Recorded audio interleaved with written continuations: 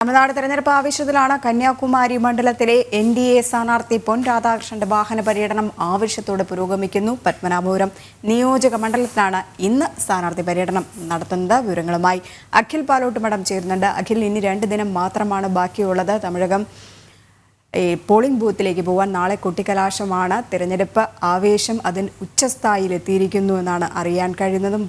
പൊൻ രാധാകൃഷ്ണന്റെ വാഹന പര്യടനമൊക്കെ എങ്ങനെ പുരോഗമിക്കുന്നു?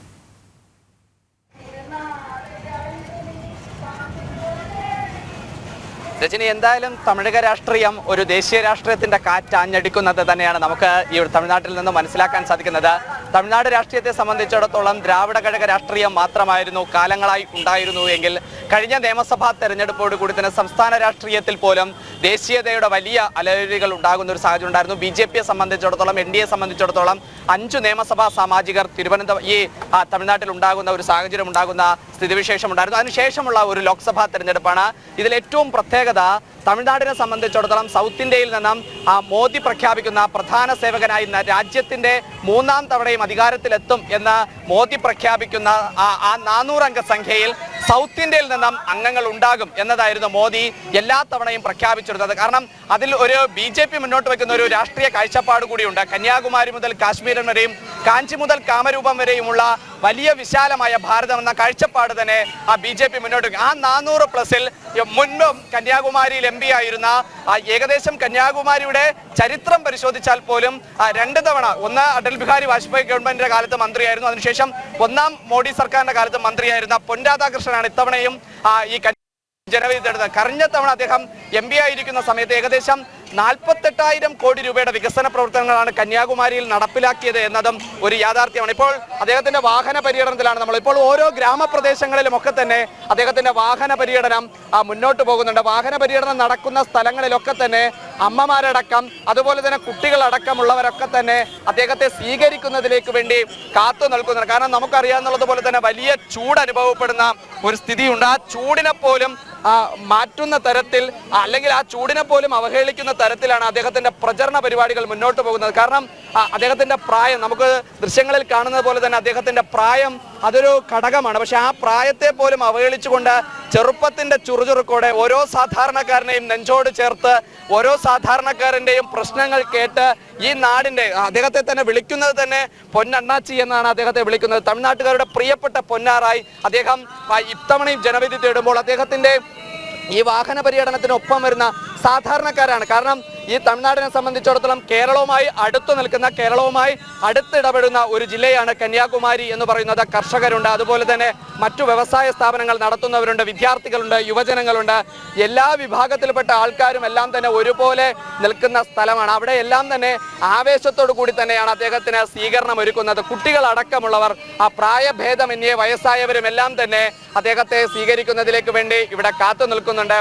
അങ്ങനെ വലിയ ആവേശത്തോടു കൂടി, ആത്മവിശ്വാസത്തോടു കൂടി തന്നെയാണ് അദ്ദേഹത്തിന്റെ പ്രചരണ പരിപാടികളൊക്കെ മുന്നോട്ട് പോകുന്നത്. നമുക്ക് കാണുന്നത് പോലെ വലിയ ഒരു ചെറുപ്പം അദ്ദേഹത്തെ അനുഗ്രഹിക്കുന്നുണ്ട്. കാരണം ഇദ്ദേഹത്തിന്റെ പര്യടനം ഇന്ന് ഈ 6 നിയമസഭാ മണ്ഡലങ്ങളാണ് കന്യാകുമാരിയിലുള്ളത്. അതിൽ ഒരു വലിയ ജനക്കൂട്ടം അദ്ദേഹത്തിന്റെ കൂടെ തന്നെ യാത്ര ചെയ്യുന്നുണ്ട്. ഓരോ പ്രദേശങ്ങളിലും നമ്മൾ പൊതുവെ കാണുന്നത് തമിഴക രാഷ്ട്രീയത്തിൽ ഒരു VIP രാഷ്ട്രീയമാണ് നമ്മൾ കാണാറുള്ളത്. പക്ഷേ ആ VIP രാഷ്ട്രീയത്തിനും അപ്പുറത്ത് ഗ്രാമങ്ങളിലേക്ക്, സാധാരണക്കാരന്റെ അരികിലേക്ക്, മോദി പറഞ്ഞ ഗ്രാമങ്ങളിലേക്ക്, ഗ്രാമസ്വരാജിലേക്ക് ഒരു സ്ഥാനാർത്ഥി എത്തുന്നു എന്നതാണ് ഏറെ വിശേഷപ്പെട്ട ഒരു കാര്യം. നമുക്ക് അദ്ദേഹത്തിനോട് തന്നെ ചോദിക്കാം. കാരണം അദ്ദേഹം കന്യാകുമാരിയിൽ നടപ്പിലാക്കിയ വികസനങ്ങൾ അത് കേരളത്തിൽ പോലും ചർച്ചയായിട്ടുള്ള കാര്യമാണ്. കഴിഞ്ഞ തെരഞ്ഞെടുപ്പിൽ പോലും, കഴിഞ്ഞ ലോക്സഭാ തെരഞ്ഞെടുപ്പിൽ അദ്ദേഹവും ഇവിടെ ജനവിധി തേടിയിരുന്നതാണ്. പക്ഷേ ചില സമവാക്യങ്ങളുടെ അടിസ്ഥാനത്തിൽ മാത്രമാണ് നേരിയ ഒരു വോട്ടിന്റെ ഇതിൽ അദ്ദേഹം പരാജയപ്പെട്ടു. ഇത്തവണ പക്ഷേ അത് തിരിച്ചുപിടിക്കുമെന്ന ഒരു ആത്മവിശ്വാസം ഞങ്ങളിവിടെ വരുന്ന സമയത്ത് തന്നെ പ്രവർത്തകരുടെ ഭാഗത്തു നിന്നുണ്ടായിരുന്നു.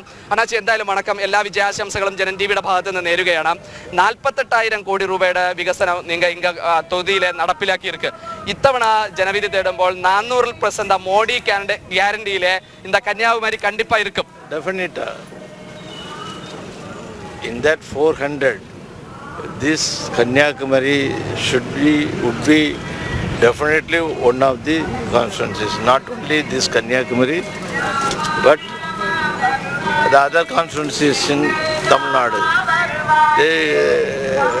From Tamil Nadu we are expecting a good number of parliamentarians from here. They will get elected. from Kerala also, I hope minimum 10 to 15 we can expect there. That is my expectation, and that's what I am hearing from the Kerala friends. ഈ കേരളാവിലെ അങ്ങ് പറഞ്ഞ കഴിഞ്ഞ തവണ എല്ലാം അങ്ങ് താരപ്രചാരകനായി കേരളത്തിലെ പന്തർക്ക് அந்த பிரச்சார கட்டங்களிலெல்லாம் இந்த கன்னியாகுமரி தொகுதியிலே இத்தனை இந்தியா கூட்டணி ஆயிட்டு தானே இங்க விஜய் வசந்த் காங்கிரஸ் ஸ்தானார்த்தி மത്സരിச்சிட்டு இருக்கு அந்த சின்ன சின்ன கட்சிகள் எல்லாம் இங்க டிஎம்கே இருக்கு அங்க கூட சிபிஎம் இருக்கு அந்த கட்சி எல்லாம் கூட்டத்தில் இருக்குதா உங்களை எதிர்த்துட்டே இருக்கு எப்படி பார்க்கற இந்த இந்தியா முன்னணியை ഇവിടുത്തെ CPM അധ്യക്ഷൻ ഒരു പോപ്പുലർ ലീഡറാണ്. അങ്ങേരെ Congress leaders they beaten up in the street. One of the Congress leaders were thrown away from the campaign by the DMK. So there is no coordination between India. So as they clearly mentioned, I full stop, N full stop like that. So it is like that only. There is no coordination in the India கூட்டணி. இந்த CPM வந்து கேரளாவிலே காங்கிரஸுக்கு எதிர்தான் தானே அங்கே போட்டி பட்டிருக்கு. இங்கே வரும்போது கன்னியாகுமரி தமிழ்நாட்டில் வரும்போது இங்கே சிபிஎம் லீடர்ஷிப் வந்து தான் கைப்பத்தி சின்னத்தில் ஓட்டு தேடிட்டு இருக்கு. അവിടുത്തെ കോൺഗ്രസ് അധ്യക്ഷൻ സ്റ്റേറ്റ് അധ്യക്ഷൻ പറഞ്ഞു CPM ഒഴിക്കപ്പെടാൻ വേണ്ടിയ ഒരു പാർട്ടിയാണ്. ആ പാർട്ടി ജയിക്കുന്നത്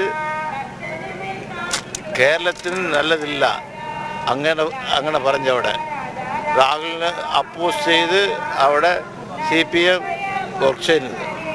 ഇവിടെ alliance. Here also they are not fully having cooperation. Within themselves there is fight.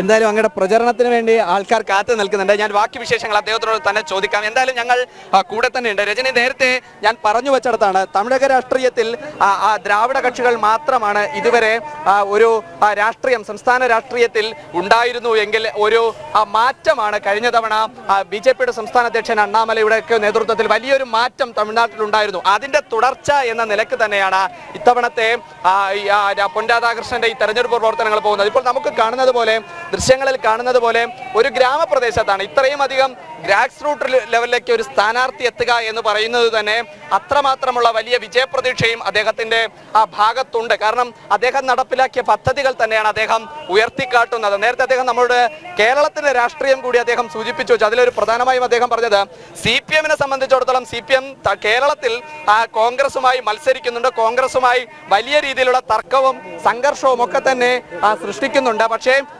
ആ സംഘർഷത്തിനും അപ്പുറത്ത് തമിഴ്നാട്ടിൽ വരുമ്പോൾ CPM നേതാക്കൾ കോൺഗ്രസ് നേതാവിന് വേണ്ടി കൈപ്പത്തി ചിഹ്നത്തിൽ വോട്ട് ചോദിക്കുന്നു എന്ന ഒരു ആക്ഷേപം കൂടി അദ്ദേഹം മുന്നോട്ട് വെക്കുന്നുണ്ട്.